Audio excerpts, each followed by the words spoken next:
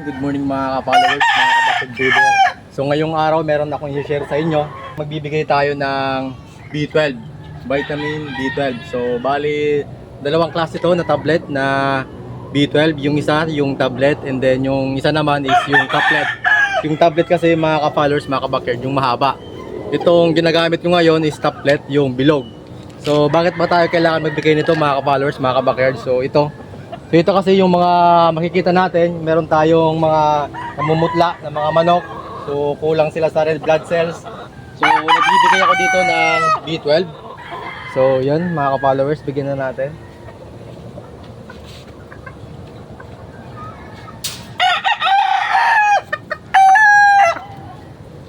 So dito pag meron ako nakikitang mapuputla na aking mga manok, so nabibigay ako ng B12.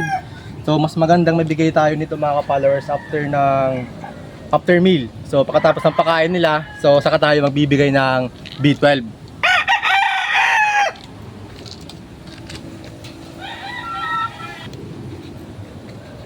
Ito kasing B12 mga ka-followers, mga ka-backyard is pinapataas na yung red blood cells nila, and then pinapaganda yung daloy ng kanilang dugo sa katawan.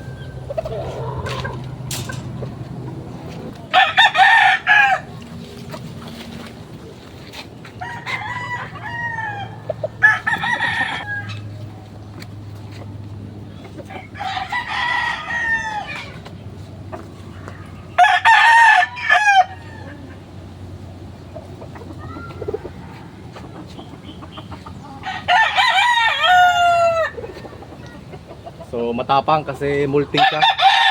So ganito mga ka-followers, pag matapang yung ang manok natin, so pag molting, so matapang talaga siya. So mas maigi na hindi natin siya hinahawakan.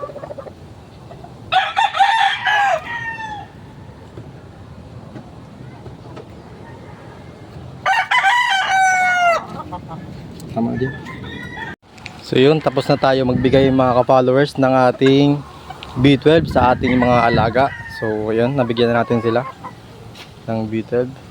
So hindi yan kaagad-agad nag-iepekto sa kanilang katawan once na nagbigay tayo ng B12 sa kanya. Mga 2 to 3 days pa yan mga ka-followers.